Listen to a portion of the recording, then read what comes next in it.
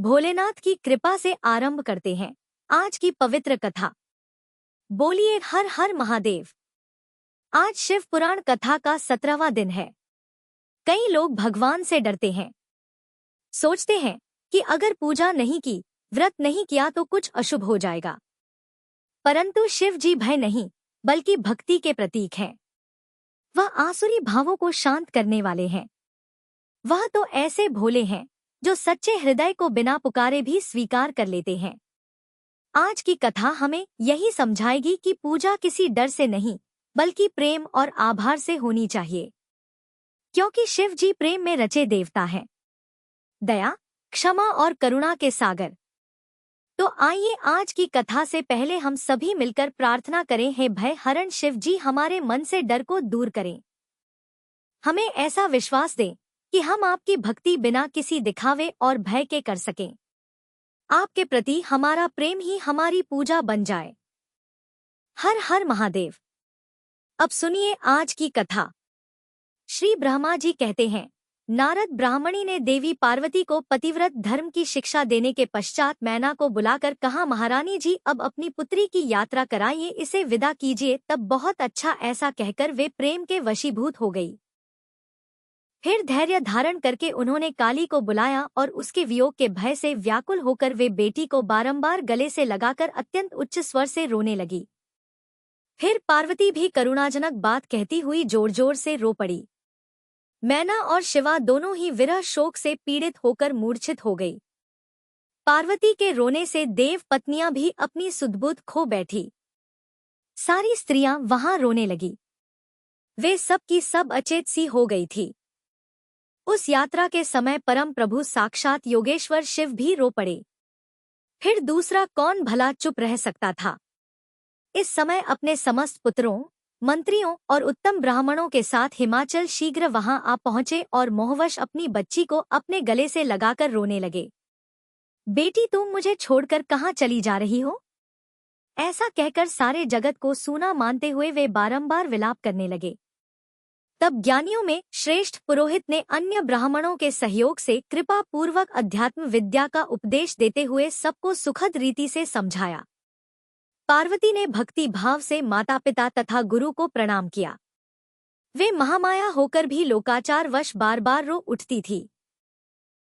पार्वती के रोने से ही सारी स्त्रियां रोने लगती थी। माता मैना तो बहुत रोई, भजाइयां भी रोने लगी। यही दशा पार्वती के भाइयों की भी थी। शिवा की मां, भाभियां तथा अन्य युवतियां बार बार रो रही थी। भाई और पिता भी प्रेम और सौहार्दवश रोए बिना नहीं रह सके। उस समय ब्राह्मणों ने मिलकर सभी को आदर पूर्वक समझाया और यह सूचित किया कि यात्रा के लिए यही सबसे उत्तम और सुखद लगन है। तब हिमालय और मैना ने विवेक पूर्वक धैर्य धारण करके शिवा के बैठने के लिए पालकी मंगवाई। मन बहुत बोझिल हो रहा था, इसी प्रकार से पालकी मंगवाई। ब्राह्मणों की पत्नियों ने शिवा को उस पर चढ़ाया और सबने मिलकर ढेरों आशीर्वाद दिया। माता पिता और ब्राह्मणों ने भी अपनी शुभकामना प्रकट की। मैना और हिमालय ने पार्वती को ऐसे ऐसे सामान दिए जो महारानी के योग्य थे। नाना प्रकार के द्रव्यों की शुभ राशि भेंट की जो दूसरों के लिए परम दुर्लभ थी। शिवा ने समस्त गुरुजनों को, माता पिता को, पुरोहित और ब्राह्मणों को तथा भोजाइयों को और दूसरी स्त्रियों को प्रणाम करके यात्रा की। पुत्रों सहित बुद्धिमान हिमाचल भी स्नेह के वशीभूत होकर पालकी के पीछे गए और उस स्थान पर पहुंचे जहां देवताओं सहित भगवान शिव प्रसन्नता पूर्वक प्रतीक्षा कर रहे थे। वे सब लोग बड़े प्रेम और आनंद से परस्पर मिले। उन सब ने भगवान को प्रणाम किया और उनकी प्रशंसा करते हुए वे पुरी को लौट गए। अब कैलाश पर पहुंच चुके हैं भगवान शिव और पार्वती जी।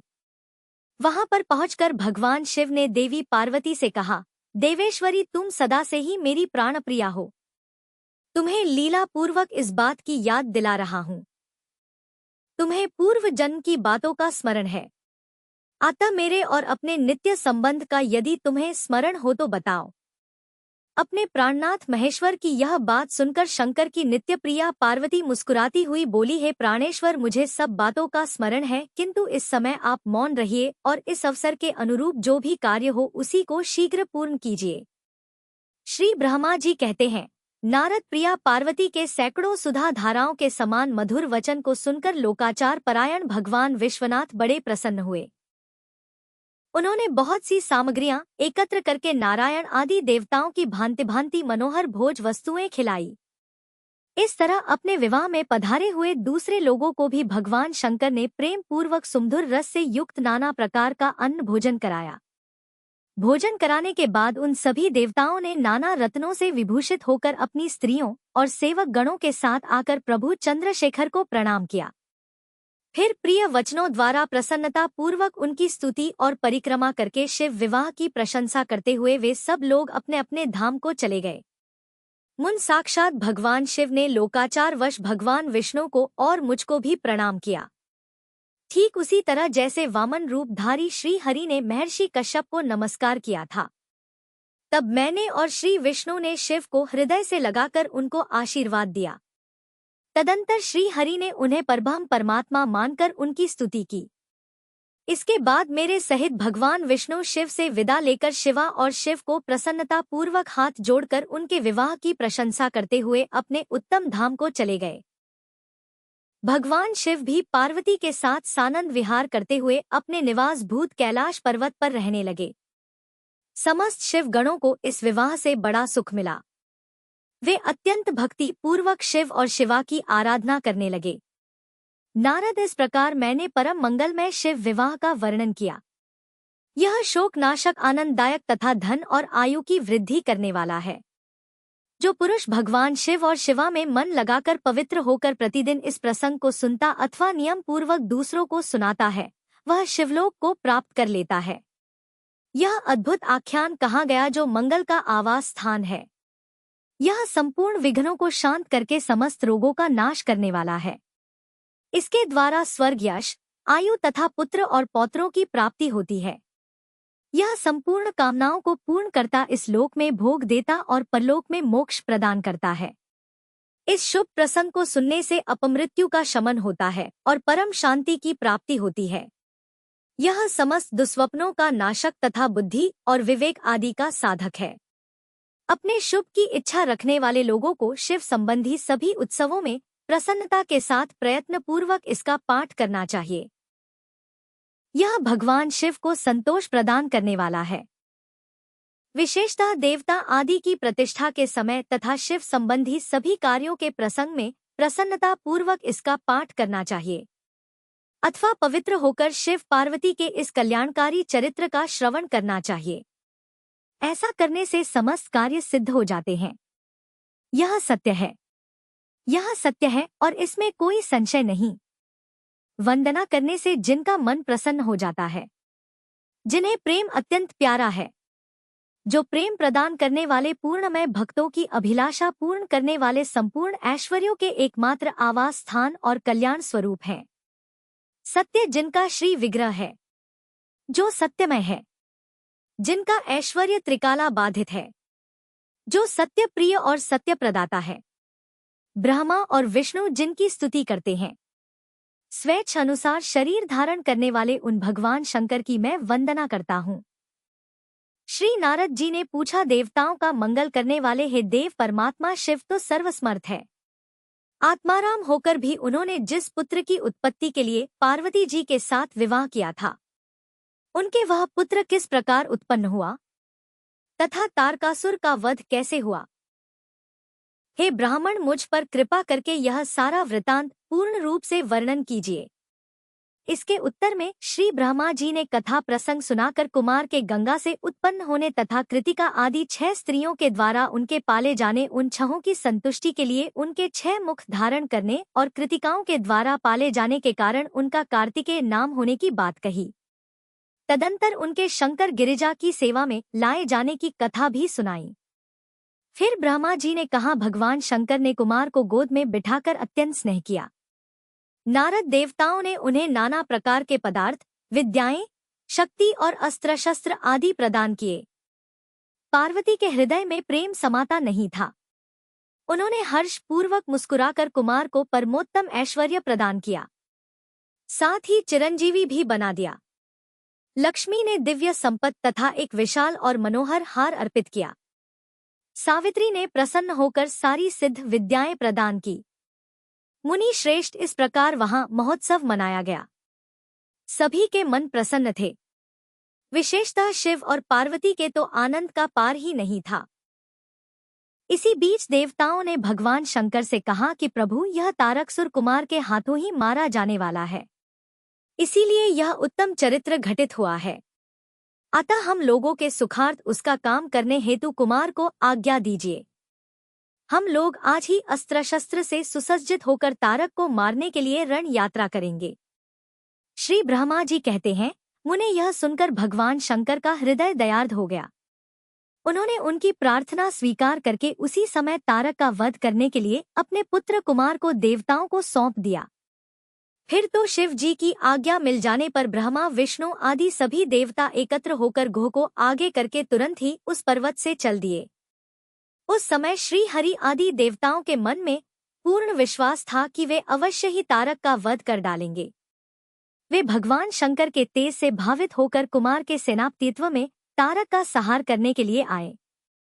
उधर महाबली तारक ने जब देवताओं के इस उद्योग को सुना तो वह भी एक विशाल सेना के साथ देवों से युद्ध करने के लिए तत्काल ही चल पड़ा। उसकी उस विशाल वाहिनी को आते देवताओं को परम विस्मय हुआ। फिर तो वे भी बलपूर्वक बारंबार सिंहनाद करने लगे। उसी समय तुरंत ही भगवान शंकर की प्रेरणा से विष्णु आदि समस्त देवताओं के प्रति आकाशवाणी हुई। आकाशवाणी ने कहा, देवक, तुम लोग जो कुमार के अधिनायकत्व में युद्ध करने के लिए उद्यत हुए हो, इससे तुम संग्राम में दैत्यों को जीतकर विजय होगे। श्री ब्रह्मा जी कहते हैं, मुने उस आकाशवाणी को सुनकर सभी देवताओं का उत्साह और भी बढ़ गया। उनका भय जाता रहा और वे विरोचित गर्जना करने लगे। उनकी युद्ध कामना बलवती हो उठी और वे सब के सब कुमार को अग्रणी बनाकर बड़ी उतावली के साथ महिसागर संगम को गए। उधर बहुसंख्यक असुरों से घिरा हुआ वह तारक भी बहुत बड़ी सेना के साथ शीघ्र ही वहां आ धमका, जहां वे सभी देवता गण खड़े हुए थे। उस असुर के आगमन काल में प्रलयकालीन मेघों के समान गर्जना करने वाली रणभेरिया तथा अन्यान्य कर्कश शब्द करने वाले रणवाद्य बज रहे थे। उस समय तारकासुर के साथ आने वाले दैत्य ताल ठोकते हुए गर्जना कर रहे थे। उनके पदाघात से पृथ्वी कांप उठती थी। उस अत्यंत भयंकर कोलाहल को सुनकर भी सभी देवता निर्भय ही बने रहे। वे एक साथ मिलकर तारकासुर से लोहा लेने के लिए डटकर खड़े हो गए। उस समय देवराज इंद्र कुमार को गजराज पर बिठाकर सबसे आगे खड़े हो गए। वे लोकपालों से घिरे हुए थे और उनके साथ देवताओं की महती सेना थी। फिर कुमार ने उस गजराज को तो महेंद्र को दे ही दिया और वे स्वयं एक ऐसे विमान पर आरूढ़ हो गए जो परमाश्चर्यजनक तथा नाना प्रकार के रत्नों से सुशोभित था। उस समय उस विमान पर सवार होने से सर्वगुण संपन्न महायशस्वी शंकर पुत्र कुमार उत्कृष्ट शोभा से संयुक्त होकर सुशोभित हो रहे थे। उन पर परम प्रकाशमान चंवर डुलाए जा रहे थे। इसी बीच बलाभिमानी और महावीर देवता और दैत्य क्रोध से विबल होकर परस्पर युद्ध करने लगे। उस समय देवताओं और दैत्यों में बड़ा घमासान युद्ध हो गया। क्षण भर में ही सारी रणभूमि रणमुंडों से व्याप्त हो गई। तब महाबली तारकासुर बहुत बड़ी सेना के साथ देवताओं से युद्ध करने के लिए वेगपूक आगे बढ़ा। उस रण दुर्मत तारक को युद्ध की कामना से आगे बढ़ते देख इंद्र आदि देवता तुरंत ही उसके सामने आए। फिर तो दोनों सेनाओं में महान कोलाहल होने लगा। फिर देवों और असुरों का विनाश करने वाला ऐसा द्वंद्व युद्ध प्रारंभ हुआ जिसे देखकर वीर लोग हर्षोत्फुल्ल हो गए और कायरों के मन में भय समा गया। इसी समय वीरभद्र कुपित होकर महाबली प्रमथ गणों के साथ वीराभिमानी तारक के पास जा पहुंचे। वे बलवान गणनायक भगवान शिव के कोप से उत्पन्न हुए थे। अतः समस्त देवताओं को पीछे करके युद्ध की अभिलाषा से तारक के सम्मुख डट गए थे। उस समय प्रमथ गणों और सारे असुरों के मन में परमोल्लास था। अतः वे उस महास्मर में परस्पर गुथमगुथ होकर जूझने लगे। फिर वीरभद्र से तारक का भयानक युद्ध हुआ। इसी बीच असुरों की सेना रण से विमुख होकर भाग उठी। इस प्रकार अपनी सेना को तितरबितर हुई देख उसका नायक तारकासुर क्रोध से भर गया और 10,000 भुजाएं धारण करके सिंह पर सवार होकर देवगणों को मार डालने के लिए वेगपूर्वक उनकी ओर झपटा। वह युद्ध के मुहाने पर देवों और प्रमथ गणों को मार मार कर गिराने लगा। तब प्रमथ गणों के नेता महाबल वीरभद्र उसके उस कर्म को देखकर उसका वध करने के लिए अत्यंत कुपित हो उठे। फिर तो उन्होंने भगवान शिव के चरण कमल का ध्यान करके एक ऐसा श्रेष्ठ त्रिशूल हाथ में लिया जिसके तेज से सारी दिशाएं और आकाश प्रकाशित हो उठे। इसी अवसर पर महान कौतुक प्रदर्शन करने वाले स्वामी कार्तिक ने तुरंत ही वीर बाहु द्वारा कहलाकर उस युद्ध को रोक दिया। तब स्वामी की आज्ञा से वीरभद्र उस युद्ध से हट गए। यह देख असुर सेनापति महावीर तारक कुपित हो उठा। वह युद्ध कौशल तथा नाना प्रकार के अस्त्रों का जानकार था। आता देवताओं को ललकार ललकार कर उन पर बाणों की वर्षा करने लगा। उस समय बलवानों में श्रेष्ठ असुर राज तारक ने ऐसा महान कर्म किया कि सारे देवता मिलकर भी उसका सामना न कर सके। उन भयभीत देवताओं को यूं पिटते हुए देखकर भगवान अच्युत को क्रोध आया और वे शीघ्र ही युद्ध करने के लिए तैयार हो गए। उन भगवान श्री हरि ने अपने आयु सुदर्शन चक्र और शांग और धनुष को लेकर युद्ध स्थल में महादैत्य तारक पर आक्रमण कर दिया। हे मुनि, तदंतर सबके देखते देखते श्री और तारकासुर में अत्यंत भयंकर और रोमांचकारी महायुद्ध छिड़ गया। इसी बीच अच्युत ने कुपित होकर महान सहनाद किया और धकती हुई ज्वालाओं से प्रकाश वाले अपने चक्र को उठा लिया। यह सब देखकर श्री हरि ने उसी चक्र से दैत्यराज तारक पर प्रहार कर दिया। उसकी चोट से अत्यंत व्यथित होकर वह असुर पृथ्वी पर गिर पड़ा, परंतु वह असुर नायक तारक अत्यंत बलवान था। अतः तुरंत ही उठकर उस दैत्यराज ने अपनी शक्ति से चक्र के टुकड़े टुकड़े कर दिए। मुने, भगवान विष्णु और तारकासुर दोनों बलवान थे और दोनों में अगाध बल था। अतः युद्ध स्थल में वे परस्पर जूझने लगे। जब भगवान श्री हरि और तारकासुर दोनों युद्ध कर रहे थे जिनमें अगाध बल था, तो वे दोनों एक दूसरे के साथ युद्ध करते हुए थकने लगे। यह सब देखकर ब्रह्मा जी ने कहा, शंकर सुवर्ण स्वामी कार्तिक, तुम तो देवाधिदेव हो। पार्वती सुत विष्णु और तारकासुर का यह व्यर्थ युद्ध शोभा नहीं दे रहा है, क्योंकि विष्णु के हाथों इस तारक की मृत्यु कभी नहीं होगी। यह मुझसे वरदान पाकर अत्यंत बलवान हो गया है। यह मैं बिल्कुल सत्य बात कह रहा हूँ। पार्वती नंदन, तुम्हारे अलावा इस पापी को मारने वाला दूसरा कोई नहीं है, इसलिए महाप्रभु तुम्हें मेरे कथन अनुसार ही करना चाहिए। परंतु तुम शीघ्र ही उस दैत्य का वध करने के लिए तैयार हो जाओ, क्योंकि हे पार्वती पुत्र, तारक का संहार करने के निमित्त ही तुम शंकर जी से उत्पन्न हुए हो। ब्रह्मा जी कहते हैं, मुनि, इस प्रकार मेरा कथन सुनकर शंकर नंदन कुमार कार्तिकेय ठठाकर हंस पड़े और प्रसन्नता पूर्वक बोले, तथास्तु, ऐसा ही होगा। तब महान ऐश्वर्यशाली शंकर सुवन कुमार तारकासुर के वध का निश्चय करके विमान से उतर पड़े और पैदल हो गए।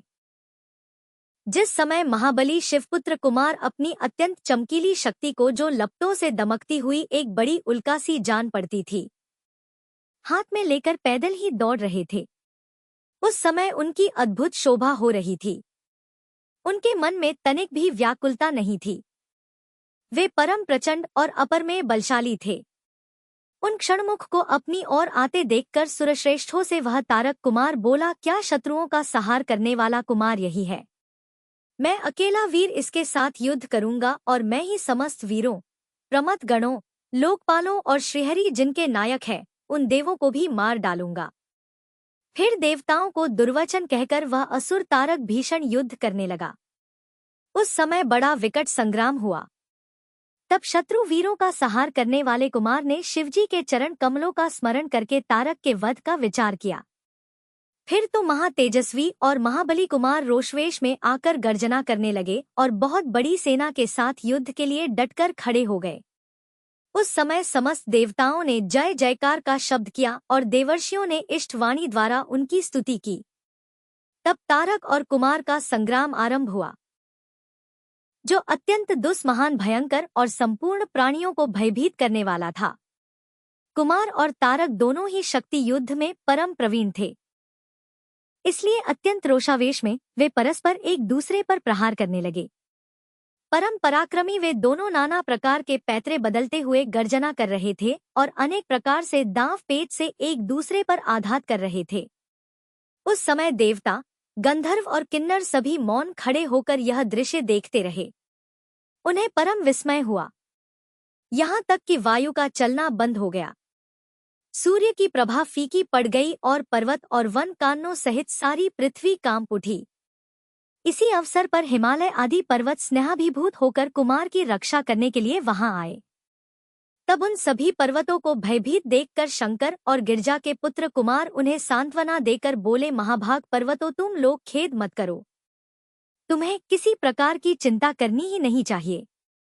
मैं आज तुम लोगों की आंखों के सामने ही इस पापी का काम तमाम कर दूंगा। ऐसा कहकर उन पर्वतों तथा देवगणों को ढांढस बताकर कुमार ने गिरजा और शंभू को प्रणाम किया तथा अपनी कांतिमती शक्ति को हाथ में ले लिया। शंभू पुत्र कुमार महाबली तथा महान ऐश्वर्यशाली तो थे ही। जब उन्होंने तारक का वध करने की इच्छा से शक्ति हाथ में ली, उस समय उनकी अद्भुत प्रेरणा हुई। फिर शंकर जी के तेज से संपन्न कुमार ने उस शक्ति से तारकासुर पर, जो समस्त लोगों को कष्ट देने वाला था, प्रहार कर दिया। उस शक्ति के आघात से तारकासुर के सभी अंग छिन्न भिन्न हो गए और संपूर्ण असुर गणों का अधिपति वह महावीर सहसा धराशायी हो गया। मुन सबके देखते दे वही कुमार द्वारा मारे गए तारक के प्राण पखेरूर उड़ गए। उस उत्कृष्ट वीर तारक को महास्मर में प्राण रहित होकर गिरा हुआ देखकर वीरवर कुमार ने पुनः उस पर वार नहीं किया। उस महाबली दैत्यराज तारक के मारे जाने पर देवताओं ने बहुत से असुरों को मौत के घाट उतार दिया। उस युद्ध में कुछ असुरों ने भयभीत होकर हाथ जोड़ लिए, कुछ के शरीर छिन्न भिन्न हो गए और हजारों दैत्य मृत्यु के अतिथि बन गए। कुछ शरणार्थी दैत्य अंजलि बांधकर पाही पाही रक्षा कीजिए ऐसा कहकर पुकारते हुए कुमार के शरणापन्न हो गए। कुछ मार डाले गए और कुछ मैदान छोड़कर भाग गए। सहस्त्रों दैत्य जीवन की आशा से भागकर पाताल में घुस गए। उन सब की आशाएं भग्न हो गई थी और मुख पर दीनता छाई हुई थी। मुनीश्वर, इस प्रकार वे सारी दैत्य सेना विनष्ट हो गई। देवगों के भय से कोई भी वहां ठहर नहीं सका। उस दुरात्मा तारक के मारे जाने पर सभी लोग निष्कंटक हो गए और इंद्र आदि सभी देवता आनंद मगन हो गए। यूं कुमार को विजय देखकर एक साथ ही संपूर्ण देवताओं तथा त्रिलोकी के समस्त प्राणियों को महान आनंद हुआ।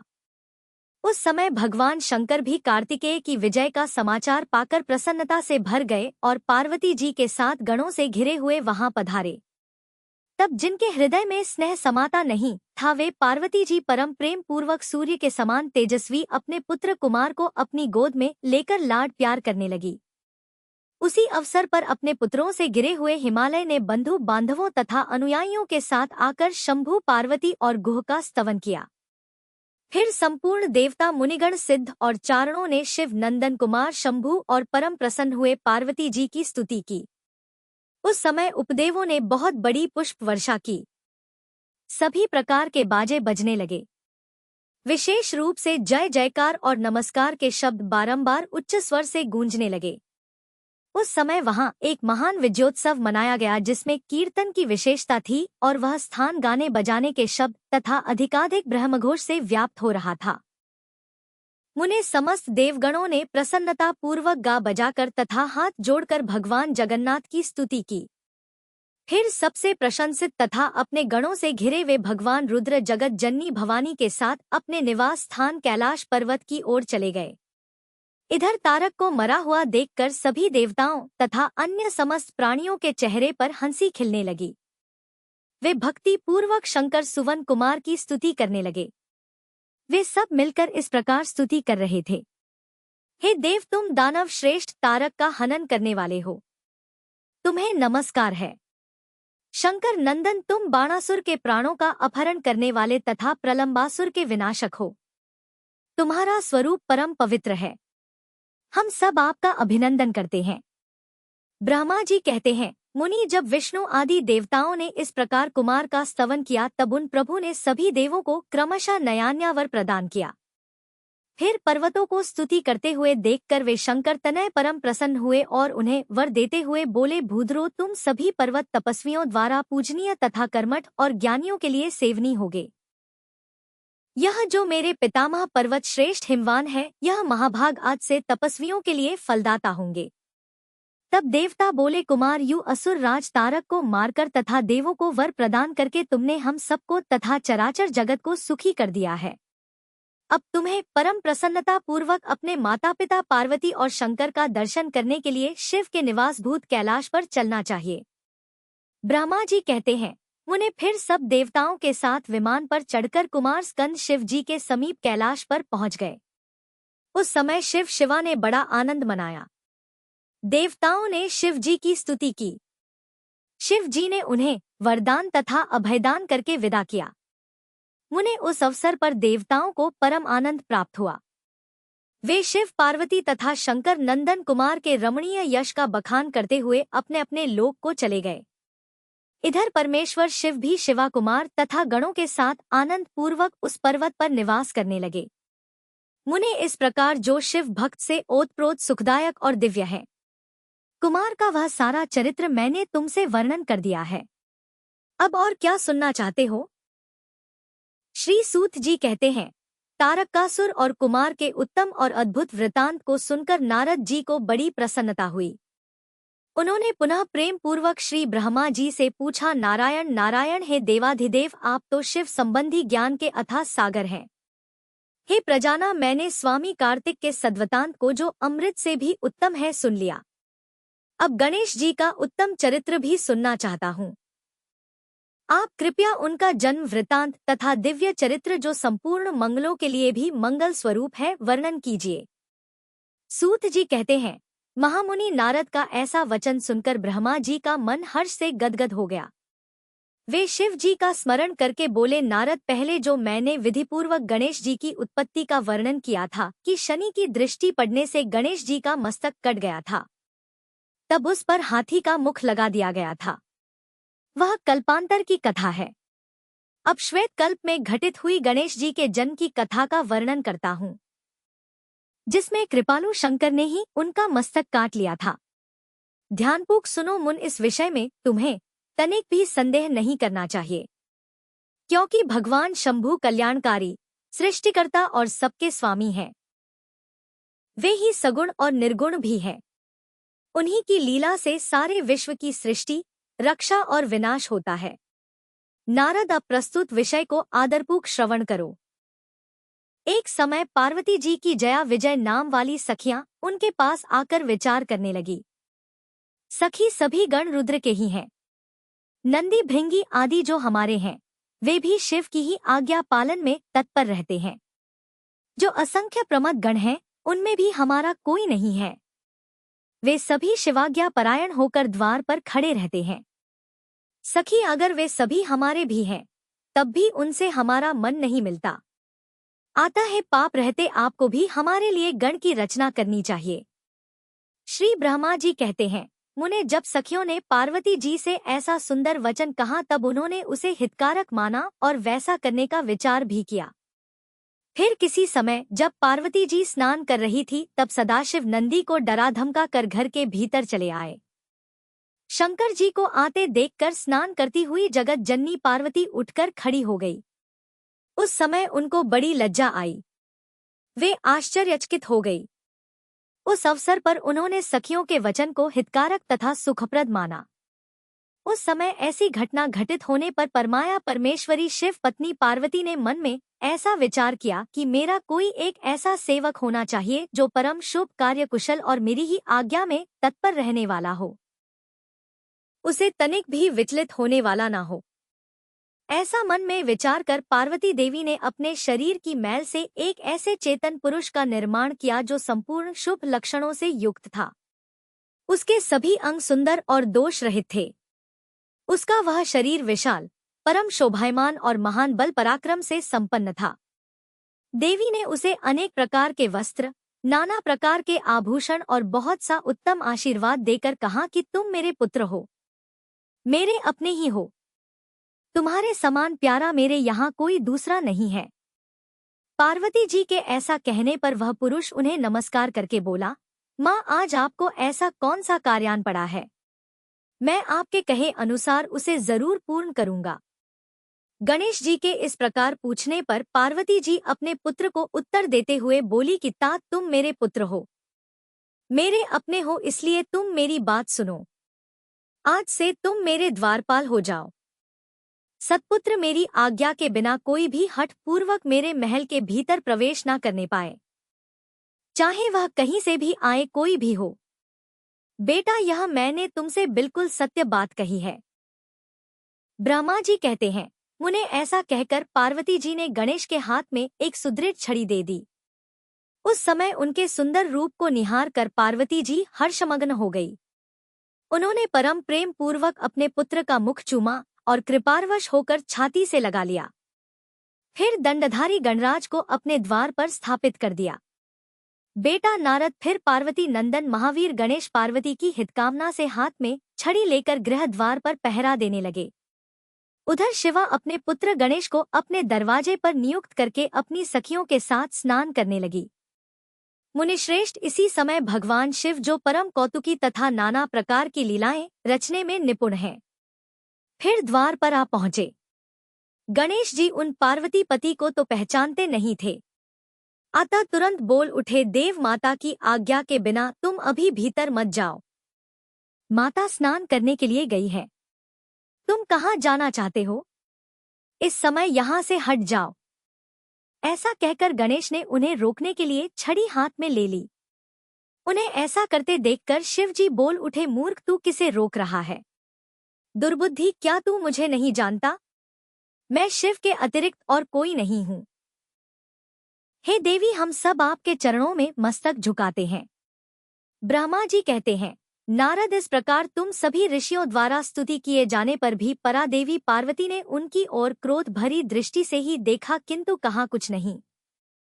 तब उन ऋषियों ने पुनः उनके चरण कमलों में सिर झुकाया और भक्ति पूर्वक हाथ जोड़कर पार्वती जी से निवेदन किया, देवी, अब तो बस सर्वनाश ही होना चाहता है, अतः क्षमा करो, क्षमा करो। हे अंबिके, तुम्हारे स्वामी शिव भी तो यहीं स्थित है, तनिक उनकी ओर तो देखो। हम लोग, यह ब्रह्मा विष्णु आदि देवता तथा सारी प्रजा सब तुम्हारे ही हैं और व्याकुल होकर अंजलि बांधे तुम्हारे सामने सामने खड़े हैं। हे परमेश्वरी, इन सब का अपराध क्षमा करो। शिव, आप इन्हें शांति प्रदान करो। ब्रह्मा जी कहते हैं, मुने सभी देवर्षियों ने ऐसा कहकर अत्यंत दीन भाव से व्याकुल होकर हाथ जोड़े और चंडिका के सम्मुख खड़े हो गए। उनका ऐसा कथन सुनकर चंडिका देवी प्रसन्न हो गई। उनके हृदय में करुणा का संचार हो आया और वे ऋषियों से इस प्रकार बोली, ऋषियों, यदि मेरा पुत्र जीवित हो जाए और वह तुम लोगों के मध्य पूजनीय मान लिया जाए तो सहार नहीं होगा। जब तुम लोग उसे सर्वाध्यक्ष का पद प्रदान कर दोगे तभी लोक में शांति हो सकती है, अन्यथा तुम्हें सुख प्राप्त नहीं हो सकता। ब्रह्मा जी कहते हैं, मुनि पार्वती के इस प्रकार कहने पर तुम सभी ऋषियों ने उन देवताओं के पास आकर सारा वृतांत कह सुनाया और फिर उसे सुनकर इंद्र आदि सभी देवताओं के चेहरे पर उदासी छा गई। वे शंकर जी के पास गए और हाथ जोड़कर उनके चरणों में नमस्कार करके सारा समाचार निवेदन कर दिया। देवताओं का कथन सुनकर शिव जी ने कहा, ठीक है, जिस प्रकार सारी त्रिलोकी को सुख मिल सके वही कार्य करना चाहिए। अतः अब उत्तर दिशा की ओर चलना चाहिए और जो जीव पहले मिले उसका सिर काटकर उस बालक के शरीर पर जोर देना चाहिए। ब्रह्मा जी कहते हैं, मुने फिर शिव जी की आज्ञा का पालन करने वाले उन देवताओं ने वह सारा कार्य संपन्न किया।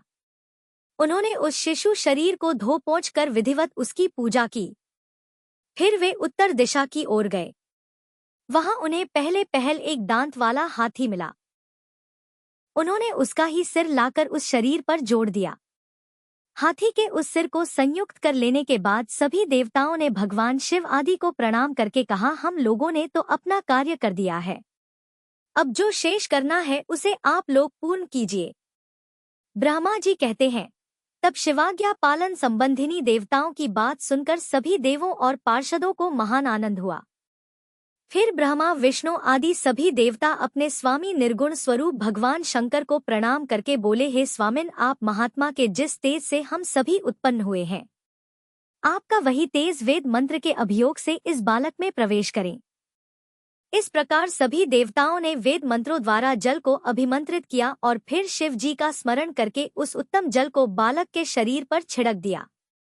उस जल का स्पर्श होते ही वह बालक स्वेच्छा से शीघ्र ही चेतना युक्त होकर जीवित हो गया और सोए हुए बालक की तरह उठ बैठा। वह सौभाग्यशाली बालक अत्यंत सुंदर था। उसका मुख हाथी का सा था। शरीर का रंग हरा लाल था और चेहरे पर प्रसन्नता खेल रही थी। उसकी आकृति कमनीय थी और उसकी सुंदर प्रभा फैल रही थी। मुनीश्वर पार्वती नंदन उस बालक को जीवित देकर वहां उपस्थित सभी लोग आनंद मगन हो गए और सारा दुख दूर हो गया। तब हर्ष विभोर होकर सभी लोगों ने उस बालक को पार्वती जी को दिखाया। अपने पुत्र को जीवित देखकर पार्वती जी भी परम प्रसन्न हुई। हे देवी, हम सब आपके चरणों में मस्तक झुकाते हैं। ब्रह्मा जी कहते हैं, नारद, इस प्रकार तुम सभी ऋषियों द्वारा स्तुति किए जाने पर भी परादेवी पार्वती ने उनकी ओर क्रोध भरी दृष्टि से ही देखा, किंतु कहा कुछ नहीं। तब उन ऋषियों ने पुनः उनके चरण कमलों में सिर झुकाया और भक्ति पूर्वक हाथ जोड़कर पार्वती जी से निवेदन किया, देवी अब तो बस सर्वनाश ही होना चाहता है, अतः क्षमा करो, क्षमा करो। हे अंबिके, तुम्हारे स्वामी शिव भी तो यहीं स्थित है, तनिक उनकी ओर तो देखो। हम लोग, यह ब्रह्मा विष्णु आदि देवता तथा सारी प्रजा सब तुम्हारे ही हैं और व्याकुल होकर अंजलि बांधे तुम्हारे सामने सामने खड़े हैं। हे परमेश्वरी, इन सब का अपराध क्षमा करो। शिव, आप इन्हें शांति प्रदान करो। ब्रह्मा जी कहते हैं, मुने सभी देवर्षियों ने ऐसा कहकर अत्यंत दीन भाव से व्याकुल होकर हाथ जोड़े और चंडिका के सम्मुख खड़े हो गए। उनका ऐसा कथन सुनकर चंडिका देवी प्रसन्न हो गई। उनके हृदय में करुणा का संचार हो आया और वे ऋषियों से इस प्रकार बोली, ऋषियों, यदि मेरा पुत्र जीवित हो जाए और वह तुम लोगों के मध्य पूजनीय मान लिया जाए तो सहार नहीं होगा। जब तुम लोग उसे सर्वाध्यक्ष का पद प्रदान कर दोगे तभी लोक में शांति हो सकती है, अन्यथा तुम्हें सुख प्राप्त नहीं हो सकता। ब्रह्मा जी कहते हैं, मुनि, पार्वती के इस प्रकार कहने पर तुम सभी ऋषियों ने उन देवताओं के पास आकर सारा वृतांत कह सुनाया और फिर उसे सुनकर इंद्र आदि सभी देवताओं के चेहरे पर उदासी छा गई। वे शंकर जी के पास गए और हाथ जोड़कर उनके चरणों में नमस्कार करके सारा समाचार निवेदन कर दिया। देवताओं का कथन सुनकर शिव जी ने कहा, ठीक है, जिस प्रकार सारी त्रिलोकी को सुख मिल सके वही कार्य करना चाहिए। अतः अब उत्तर दिशा की ओर चलना चाहिए और जो जीव पहले मिले उसका सिर काटकर उस बालक के शरीर पर जोर देना चाहिए। ब्रह्मा जी कहते हैं, मुने, फिर शिव जी की आज्ञा का पालन करने वाले उन देवताओं ने वह सारा कार्य संपन्न किया। उन्होंने उस शिशु शरीर को धो पोंछ कर विधिवत उसकी पूजा की। फिर वे उत्तर दिशा की ओर गए। वहां उन्हें पहले पहल एक दांत वाला हाथी मिला। उन्होंने उसका ही सिर लाकर उस शरीर पर जोड़ दिया। हाथी के उस सिर को संयुक्त कर लेने के बाद सभी देवताओं ने भगवान शिव आदि को प्रणाम करके कहा, हम लोगों ने तो अपना कार्य कर दिया है, अब जो शेष करना है उसे आप लोग पूर्ण कीजिए। ब्रह्मा जी कहते हैं, तब शिवाज्ञा पालन संबंधिनी देवताओं की बात सुनकर सभी देवों और पार्षदों को महान आनंद हुआ।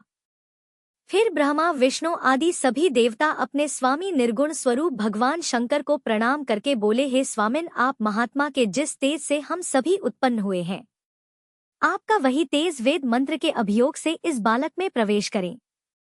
इस प्रकार सभी देवताओं ने वेद मंत्रों द्वारा जल को अभिमंत्रित किया और फिर शिव जी का स्मरण करके उस उत्तम जल को बालक के शरीर पर छिड़क दिया। उस जल का स्पर्श होते ही वह बालक स्वेच्छा से शीघ्र ही चेतना युक्त होकर जीवित हो गया और सोए हुए बालक की तरह उठ बैठा। वह सौभाग्यशाली बालक अत्यंत सुंदर था। उसका मुख हाथी का सा था। शरीर का रंग हरा लाल था और चेहरे पर प्रसन्नता खेल रही थी। उसकी आकृति कमनीय थी और उसकी सुंदर प्रभा फैल रही थी। मुनीश्वर पार्वती नंदन उस बालक को जीवित देकर वहां उपस्थित सभी लोग आनंद मगन हो गए और सारा दुख दूर हो गया। तब हर्ष विभोर होकर सभी लोगों ने उस बालक को पार्वती जी को दिखाया।